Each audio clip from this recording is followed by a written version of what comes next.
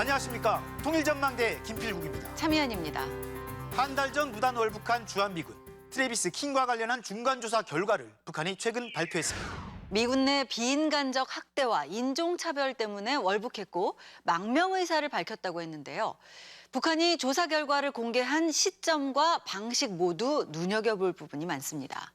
월북한 지 한 달이 다 돼서야 북한이 관련 내용을 언급한 이유는 뭔지, 또 이 사건이 앞으로 남북미 문제에 어떤 영향을 미칠지 김은미 기자가 분석했습니다. 지난달 18일 판문점 공동경비구역을 견학하던 한 남성이 갑자기 군사 분계선을 넘어 북한 지역으로 뛰어갔습니다. I assumed he was sort of getting a mate to film it for some kind of TikTok stunt or something like that. 이 남성은 주한미군 23살 트래비스 킹 이병.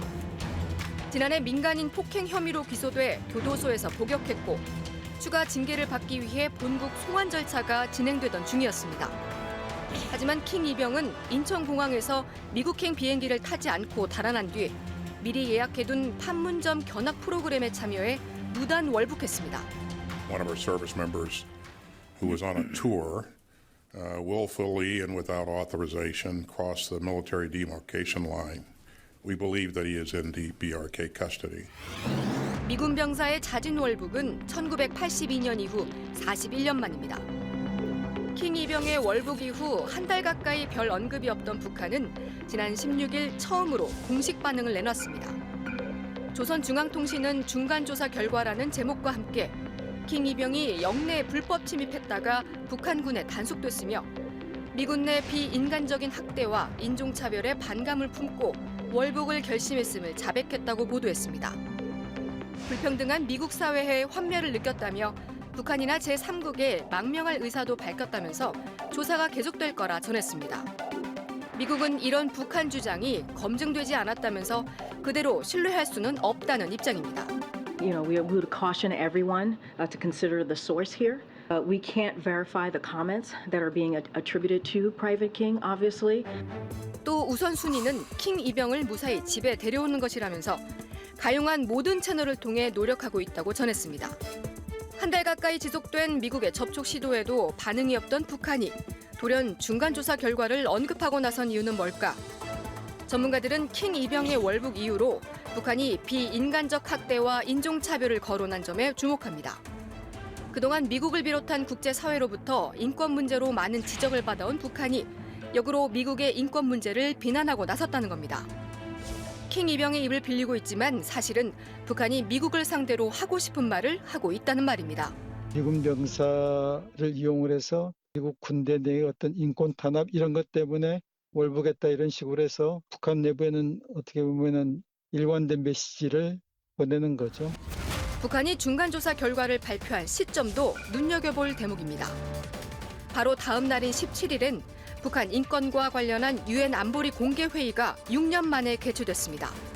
This war machine, which stands in violation of multiple Security Council resolutions, is powered by repression and cruelty. 북한은 이에 앞서 담화를 통해 한미일의 안보리 회의 요청이 미국의 강권과 전횡에 눌려 기능 부전에 빠진 안보리의 실태를 보여준다면서 미국이야말로 사회적 악패로 부패된 반인민적 악의 제국이라 맹비난했습니다. 중국 역시 안보리가 인권 문제를 논의하는 건 권한받기라면서 북한 인권 문제 논의는 대립을 심화시킬 뿐이라고 북한의 손을 들었습니다. 推动安理会审议朝鲜人权局势，不仅无助于缓和局势，而且会激化矛盾，是不负责任、不具建设性。 滥用安理会权力的举动。 이처럼 북한 인권에 대한 국제사회 문제 제기가 거세지는 속에서 북한이 오히려 미국의 인권 문제를 거론하며 돌파구를 찾겠다는 뜻으로 풀이됩니다. 북한 입장에서는 미국의 인권도 열악하다라는 걸 계속 웅변을 해왔거든요. 기존에 북한이 이제 미국의 인권 사항들을 지적하는 과정에 이런 유사한 말들을 많이 사용해왔기 때문에 또 21일부터는 한미 연합군사 훈련도 예정돼 있는데 이에 맞서 미국을 압박하는 카드로 킹 이병을 활용하려는 게 아니냐는 분석입니다. 미국의 인권 공세에 궁지에 몰리기도 했던 북한으로선 킹 이병 문제가 미국을 압박하는 다목적 카드인 셈입니다. 미국 입장도 지금 복잡해요. 자발적인 의지로 넘어갔다라는 게 현재까지 확인된 사실에 가깝기 때문에 그럴 경우에 과연 얼마만큼 미국 정부가 적극적으로 송환을 위해서 노력을 할 건가에 대한 문제도 걸려 있죠. 킹 이병의 공개 기자회견이 조만간 열릴 가능성도 점쳐집니다. 기회죠, 사실. 트래비스로 하여금 뭐 예를 들면 미국 내에서 자신이 학대받았다라는 내용이라든가 인권 침해를 받았던 부분들 뭐 이런 것들을 적극적으로 이제 말하도록 해가지고 북한의 어떤 인권 유린국이라는 어떤 오명 이것들을 어떻든 상쇄시키는 일종의 하나의 그 선전 활동 뭐 이런 걸로 활용할 가능성은 충분히 있다. 북한은 아직 킹 이병의 망명을 받아들일지 여부를 공개하지 않았습니다. 망명을 받아들인다면 과거 자진해서 월북한 6명의 외국인 병사처럼 영화에 출연시키는 등의 방식으로 선전도구로 활용할 수도 있습니다. 반면 상황에 따라 북한이 킹 이병을 추방할 가능성도 존재합니다. 단기적으로 선전에 활용하더라도 언제든 대미 협상용으로 활용될 수도 있다는 말입니다. 두 가지 용어가 다 동시에 나왔습니다. 하나는 불법 침입이고 또 하나는 자진 입국이다라고 얘기가 나왔기 때문에 앞으로 북한이 뭐 주도권을 갖고 이 문제를 해결하겠다. 상황에 따라서 불법으로 처리할 수도 있고.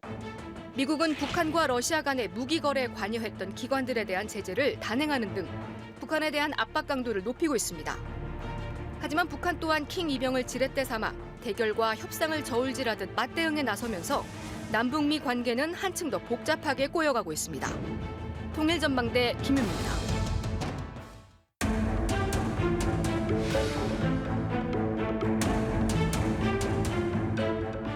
얼마 전 군수공장을 시찰하며 위협 수위를 끌어올렸던 북한 김정은 위원장이 또 군수공장을 찾아 전쟁 준비를 언급했습니다. 네, 적들을 괴멸시켜야 한다는 표현을 써가면서 엄포를 놓는가 하면 직접 장갑차를 운전하기도 했습니다. 신형 무기를 직접 시험이라도 하듯 잇따라 공개하고 나선 이유가 궁금해지는데요. 김세로 기자, 하나씩 살펴볼까요? 네, 북한 김정은 위원장은 11일과 12일 주요 군수공장을 시찰했는데요. 적용용 소총을 쏘며 군수공장을 현지 지도한 지 엿새 만에 또 무기 생산 현장을 찾은 겁니다. 미사일 생산 능력을 보다 비약적으로 제고함으로써 대대적으로 생산 장비시킬 데 대한 중대한 목표를 제시하셨습니다. 김 위원장이 둘러본 곳은 전술 미사일 생산 공장 등 4곳이었는데 대부분 대남용으로 분류되는 무기들을 생산하는 곳입니다. 공장 한켠에는 남조선 괴뢰를 쓸어버리자는 식의 선전 문구가 보란듯이 내걸리기도 했는데 다음 주 한미연합훈련을 앞두고 위협 수위를 끌어올리려는 의도가 담긴 걸로 해석됐습니다. 적들이 감히 무력을 사용할 엄두를 내지 못하게 만들며 만약 접어든다면 반드시 괴멸시켜버려야 한다고. 김정은 위원장이 직접 장갑차를 몰기도 했다고요. 네, 북한은 새로 개발한 다용도 전투 장갑차라고 소개했는데 김정은이 조종석에 앉아 장갑차를 운전하는 모습도 공개됐습니다. 뒤쪽에선 매연이 나오고 간부들은 엉거주춤한 자세로 올라타 있죠. 이 장갑차는 미군 스트라이커 장갑차와 외형이 비슷해 북한판 스트라이커로도 불리는데 개발이 끝난 신형 장비들을 대내외에 선전하기 위한 의도로 분석됩니다. 우리식 다용도 전투장갑차 개발에서 도달하여야 할 전술 기술적 재원들과 공장 앞에 나서는 전투적 과업들을 제시하셨습니다. 네, 그런데 자꾸 뭘 직접 해보는 식의 김정은의 행보가 자주 나오는 것 같습니다. 네, 지난번 군수공장 시찰에선 새로 개발했다는 소총을 쏴보기도 했고요. 과거 북한이 처음으로 자체 생산했다는 경비행기를 직접 조종하는 장면이 공개되기도 했습니다. 몸소 경비행기에 오르시어 유착륙 시험 비행을 진행하셨습니다. 무기뿐 아니라 새로 만들었다는 화물차를 직접 몰아보기도 했었는데요. 이런 행동은 주로 신기술 개발이나 국산화 성공 등을 과시하고 선전하려고 할 때 나타나는 패턴이라고 전문가들은 분석합니다. 본인의 영도력을 과시하면서도 특히 자력갱생, 국산화 이 부분에 대해서는 집중적인 관심을 보이는 경향이 있습니다. 북한이 미사일 등 신형 무기와 핵능력 고도화에 집중했던 것과 달리 최근 실전 배치를 위한 대량 생산에 집중하는 듯한 모습을 보이고 있다는 점에서 정책 변화가 감지된다는 분석도 있습니다.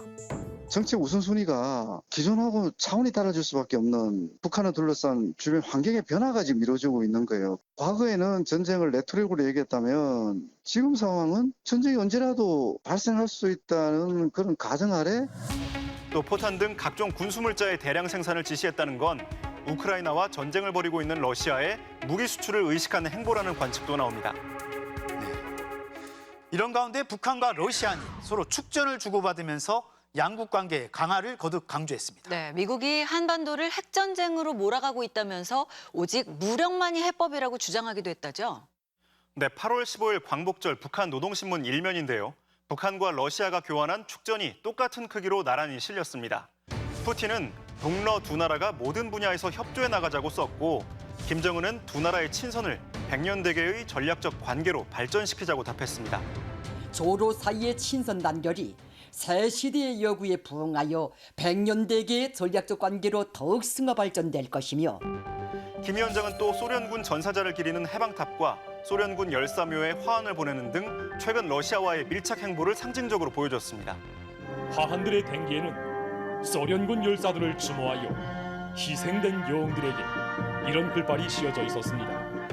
네, 최근 북중러의 결속이 심상치 않습니다. 네, 러시아 모스크바에서 열린 국제안보회의에 리상푸 중국 국방부장이 참석해 쇼이구 러시아 국방장관과 양자회담을 했고요. 북한 강순남 국방상은 러시아 주재 국방무관이 대독한 연설을 통해 미국이 동북아시아를 핵전쟁 발발 직전으로 몰아가고 있다면서 물리력만이 한반도 평화를 지키는 유일한 수단이라고 주장하기도 했습니다. 쇼이구 러시아 국방장관은 북한과의 군사적 협력을 강조했는데요. 두 나라의 군사 협력이 양국 국민의 핵심 이익에 부응한다면서 어느 누구에게 어떤 위협도 되지 않는다고 주장했습니다. 북한 무기를 들여오는 게 아니냐는 우려가 확산하는 걸 의식한 발언으로 해석됐습니다. 재래식 무기가 부족한 상황이기 때문에 더 이상 국제사회의 제재에 연연하지 않고 육상과 해상으로 연결된 북한과의 군사협력을 복원해서 평양으로부터 무기 지원 등 원조를 받을 가능성이 다른 소식도 알아볼까요? 한반도를 관통한 태풍 카눈의 영향으로 북한에도 피해가 발생했다죠. 네, 김정은 위원장은 태풍 카눈에 의한 폭우로 피해가 발생한 강원도 안변군 일대를 현지 시찰했는데요.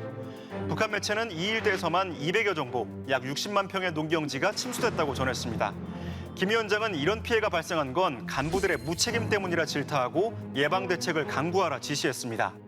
침수 피해를 입게 된 것은 전적으로 이 지역 농업 지도 기관들과 당 조직들의 힘이 만성화되고 무책임한 사업 태도 때문이라고 지적하시면서 북한이 공개한 사진에는 제방이 무너져서 다리가 끊기고 물에 잠겨 호수처럼 변한 농지가 보이기도 했는데요. 북한의 열악한 인프라를 감안하면 피해 규모는 훨씬 클 거라는 관측도 나옵니다. 한편 지난 16일엔 북한 태권도 선수단을 태운 것으로 보이는 버스 2대가 북한 신의주와 중국 단둥을 잇는 압록강 철교를 넘었는데요. 이들은 오늘부터 카자흐스탄에서 열리는 국제 태권도 대회에 참석할 걸로 전해졌습니다. 코로나 봉쇄 3년 7개월 만에 북한에서 대규모 인원이 국경을 넘은 건데 전면 개방이 임박한 게 아니냐는 관측에 대해 통일부는 더 지켜봐야 한다는 조심스러운 입장을 보였습니다. 김세로 기자, 수고했습니다.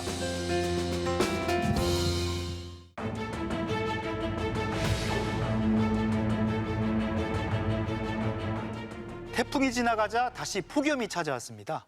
세계 각지에서 폭염, 폭우에 시달리고 있는 올 여름, 북한은 어떤지 알아보겠습니다. 네, 날씨는 식량과도 직결되는 만큼 이 문제도 살펴보겠습니다. 함께 하실 두 분입니다. 어서 오세요. 안녕하세요.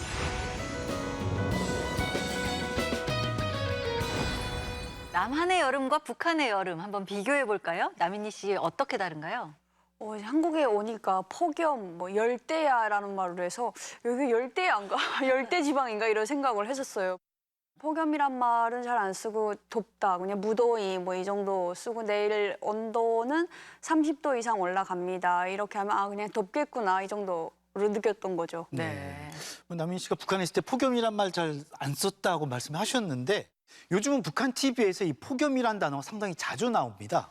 이번 여름 북한은 어땠는지 영상으로 보시죠. 오늘도 이 평년보다 3도나 높았고 많은 지역들에서 폭염이 나타났습니다. 7월 말부터 평년 기온을 훨씬 웃도는 고온 현상이 나타난 북한. 동해안에 위치한 원산은 낮 최고 기온이 38.3도를 기록했는데 이는 관측 이래 가장 높은 수치라고 합니다. 북한 보도에서는 연일 폭염이라는 단어가 등장했습니다. 제가 있을 때는 저렇게 지도를 보면서 얘기를 해주고 이런 프로그램이 없었어요. 그냥 내일 온도는 이 정도 될 것입니다만 나오는 정도였는데 굉장히 보니까 많이 좀 구체화되고 있다. 주민들의 생활에 상당한 관심을 갖고 있는 게 아닌가 이렇게 생각이 됩니다. 네. 30도를 웃도는 날씨가 이어지던 지난 8일. 조선중앙TV가 방송한 특집 프로그램을 볼까요?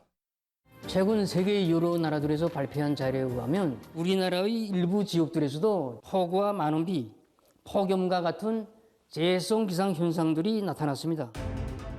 7월 말부터 이어진 폭염을 전하면서 엘니뇨 현상을 원인으로 소개하고 전 세계적 피해를 전하기도 했습니다.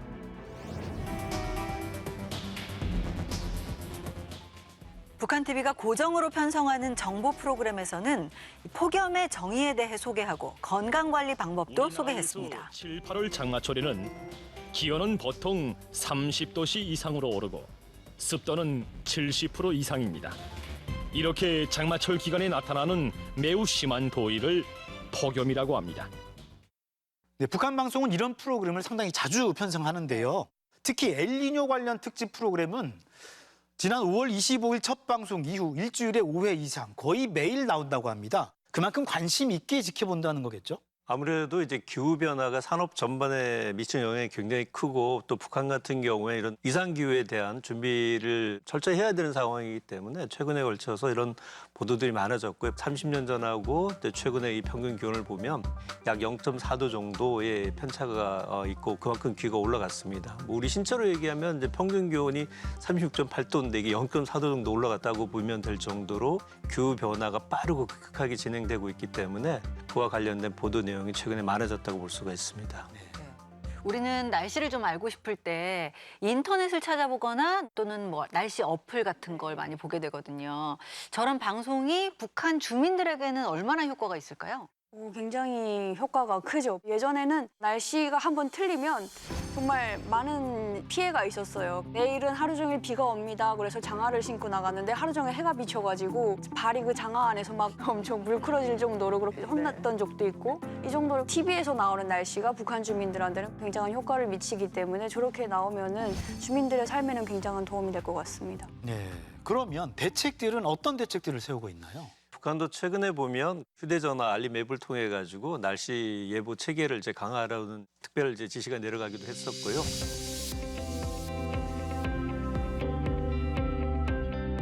크게 보면 이제 사람과 관련돼서 온열 질환자들이 많이 생겨났기 때문에 더위 조심하라고 하는 대책을 계속해서 내보내기도 하고요. 산업, 특히 이제 농업이라든가 산업학 분야에서 피해 대책에 대한 예방 체계를 세울 것을 많이 얘기하고 있는데요. 2022년도에 이제 허풍 방지법을 만들어서 농업과 관련된 대책과 정책을 이제 정밀하고 구체적으로 세울 것을 얘기를 했습니다. 그 중에 하나가 뭐냐면 봄철 가뭄 대책하고 여름에 이제 큰 물 피해에 대한 정확한 대비책을 세워야 된다는 것 자체가 내용에 담겨져 있고 그런 걸 이제 법적으로 이제 과장 보고라든가 허위 대책 보고를 하지 않도록 많이 강화를 하고 있습니다. 우리나라에서도 여름이면 특히 주목받는 곳 바로 기상청이죠. 북한에서도 이 기상수문국의 역할이 요즘 유독 강조되고 있다는데요. 그래서인지 북한에선 일기예보는 물론이고요. 폭염, 폭우 소식이 이어지고 있습니다.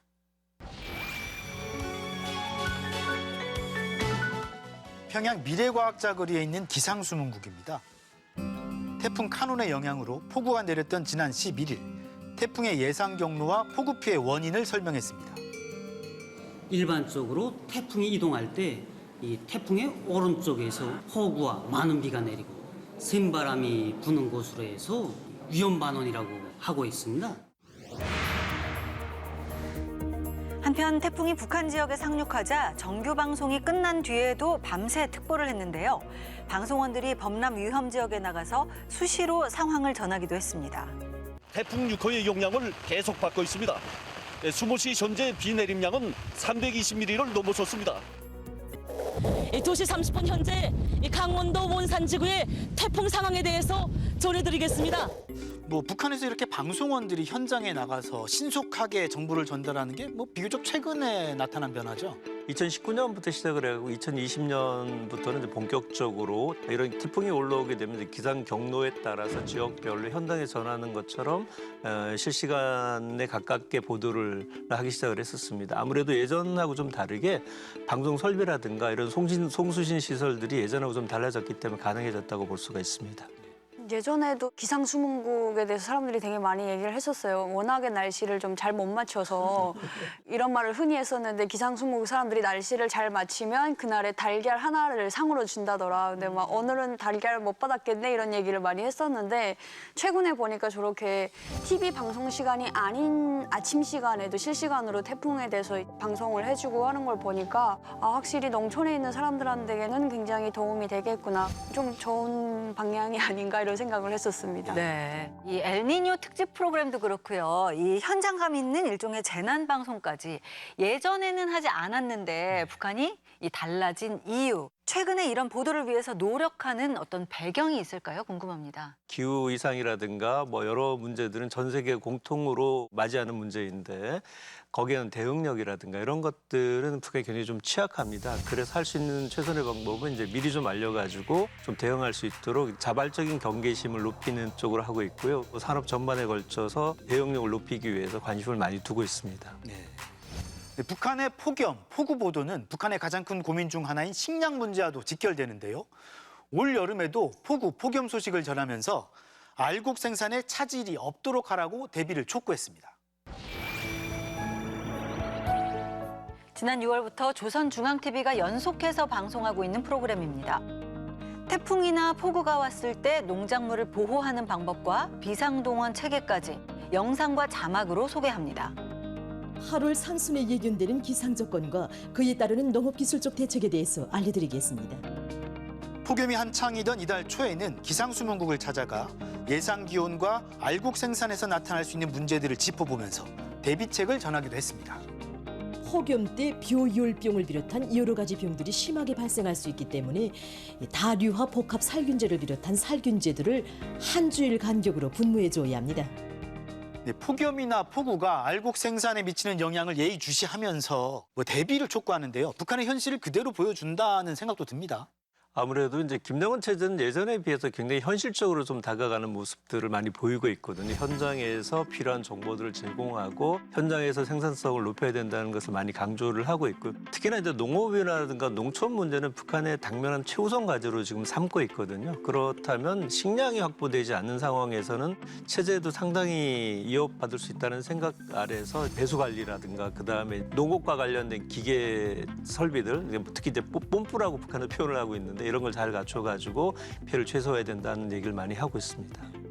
북한에 있을 때는 모내기철이 되면 전 국민이 나가서 다 그 농사를 도와주잖아요. 그래서 학생들까지 나가서 농사에 동원이 되는데 그렇게 하고 나서 이제 큰물 피해 한 번 나면 다 떠내려가고 이러니까 좀 많이 안타까웠었거든요. 안 그래도 비료가 없어서 농사가 잘 안 되는데 이렇게 큰물 피해까지 속수무책으로 당하면 어떻게 되나 이런 생각을 했었는데 이렇게 보도를 해주면 그래도 모르고 당하는 것보다는 조금이라도 알고 있으면 어떤 농작물 피해나 인명 피해에 있어서 조금은 줄일 수 있지 않을까라는 생각이 듭니다. 네. 사실 이 이상기후 문제는 단시간에 또는 북한 단독으로 해결하기는 좀 어려운 문제잖아요. 그래서 북한의 노력이 효과를 내기 위해서는 어떤 변화가 필요할지 좀 한 말씀 부탁드립니다. 좀 있으면 9월 9일이라고 해서 북한의 정권이 수립이 된 그 기념하는 그런 날이잖아요. 또 그 평양에 있는 사람들은 나와서 행사에 동원이 돼야 되고 일단 도시에 사는 사람들은 다 행사 동원이 돼야 되는 거죠. 이렇게 무더운 날에도 낮에는 야외 활동을 할 수밖에 없는 거예요. 날씨 보도도 좋긴 하지만 이런 걸 좀 안 하면 좋지 않을까. 이런 변화도 좀 있어야 되지 않나 이런 생각이 듭니다. 전 지구적으로 인류와 자연과의 어떤 그 생존 게임에 들어갔다는 표현을 하기도 합니다. 일부에서는 특정 국가만의 노력으로 해결될 수 없는 부분들이고요. 뭐 최근에 일기예보를 보시면 아시겠지만은 이제 우리 기상청에서 발표하는 태풍 경로도 있지만은 미국이라든가 영국에서 제공해주는 여러 가지 경로를 통해 가지고 정확한 예측을 하고 그것이 피해를 최소화하는 데 상당히 도움이 되고 있거든요. 그런 점에서 본다면 이제 북한도 자체적으로 이렇게 예방할 수 있는 것은 사실 기술적으로나 정부적으로나 한계가 있을 수밖에 없기 때문에 국제사회에서 적극적인 교류를 통해서 보다 많은 정보들을 좀 주고받는 그런 노력이 필요하지 않나 싶습니다. 여전히 많이 덥습니다. 그렇지만 이제 여름도 얼마 남지 않았죠. 남은 여름 큰 피해 없이 모두 건강하게 보낼 수 있길 바랍니다. 네, 다음 시간엔 유난스러운 폭염이 몰아닥친 올 여름, 북한 주민들은 어떻게 여름을 나고 있는지 살펴보겠습니다. 오늘 도움 말씀 고맙습니다.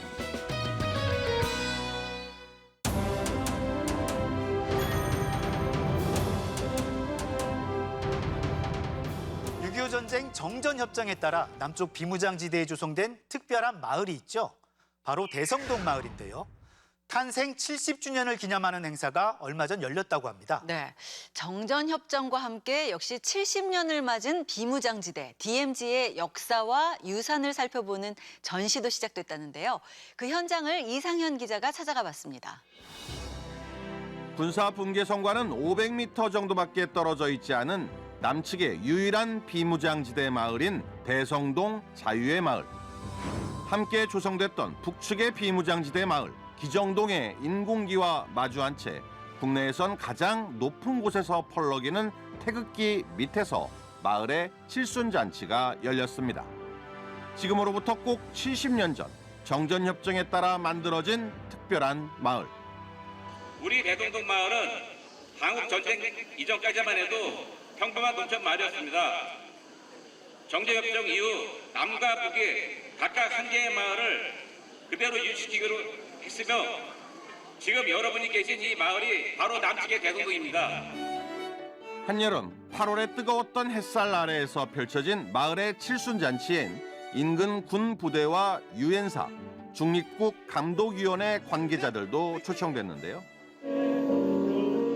군악대 연주와 태권도 시범으로 마을 잔치를 축하해줬고요. 마을에선 유일한 학교인 대성동 초등학교 학생들의 깜찍한 오카리나 연주로 화답했습니다. 대성동 자유의 마을의 명명 70주년을 기념하고 정전 70주년을 계기로 DMZ의 평화와 역사적 가치의 의미를 되새기는 자리를 마련한 것입니다. 6.25 전쟁 참전국의 국기들로 70개의 깃발을 떡 케이크에 함께 꽂으며 평화와 통일의 중요성을 다시 한번 되새겨본 DMZ 70주년. 이를 기념하는 공연이나 전시 등도 전국 곳곳에서 열리고 있는데요. 그 가운데 경기도 박물관을 찾아가 봤습니다. 이곳에서 비무장지대 DMZ 70년의 역사와 그 유산이 총망라된 전시가 열리고 있다고 해서 찾아왔습니다. 어떤 것들이 있는지 함께 들어가 보시죠. 경기도의 역사와 문화가 집결돼 있는 박물관 한켠에 70주년을 맞은 DMZ를 위한 공간이 마련됐습니다. DMZ에는 우리의 역사적인 아픔들이 그대로 고스란히 남아 있으니까 그런 것들을 다시 한번 되짚어서 이러한 참상은 다시 만들지는 말아야 되겠다.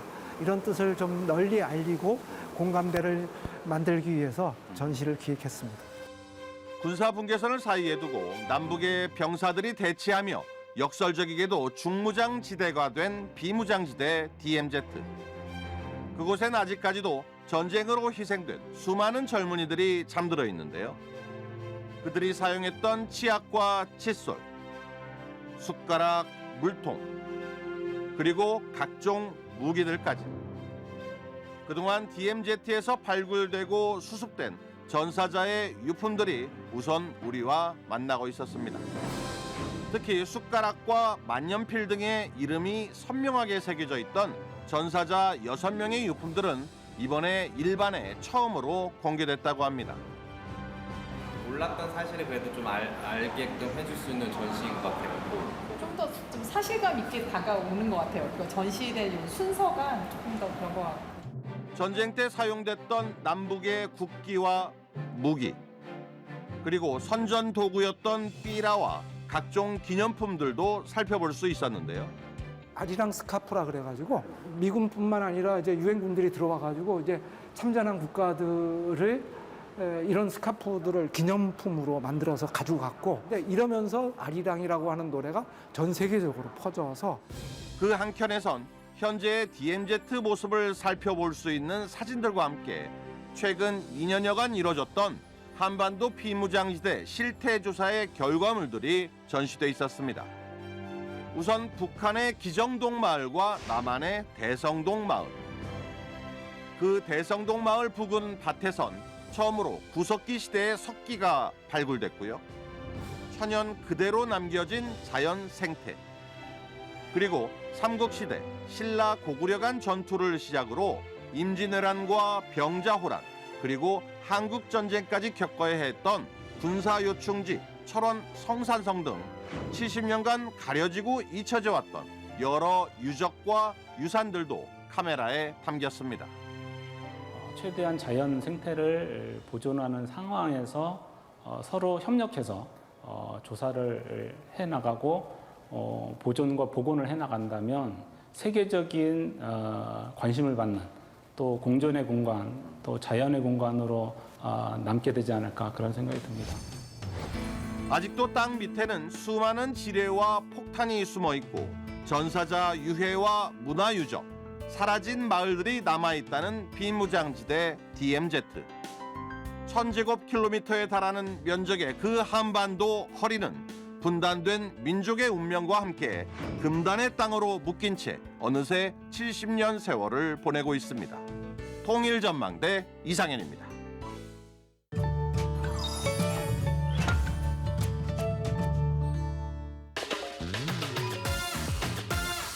사생콩?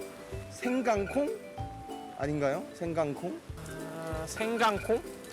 생쥐콩. 하나도 못 맞췄나요? 콩과의 하늘살이 풀로 고소한 맛이 좋은 땅콩. 북한에서는 락화생이라고 합니다. 맥주 몇 병과 닦은 락화생 2봉지와 같은 예문이 확인됩니다. 전혀 갈피를 못 잡겠는데 아예 짐작이 가진 않네요. 진짜 처음 들어봐요. 아니, 이런 단어가 있었다고요? 진짜 처음 들어보는데 오늘 절대 안 까먹을 것 같네요. 태풍이 지나고 나면 더위도 한풀 꺾일 줄 알았는데 늦더위가 기승을 부리고 있습니다. 밤에는 여전히 열대야가 이어지고 있죠. 다음 주면 절기상 처서에 접어드는데 무더위는 계속된다네요. 물 많이 드시고 건강관리 잘 하셔야겠습니다. 통일전망대 다음 주도 알찬 내용으로 찾아오겠습니다. 고맙습니다.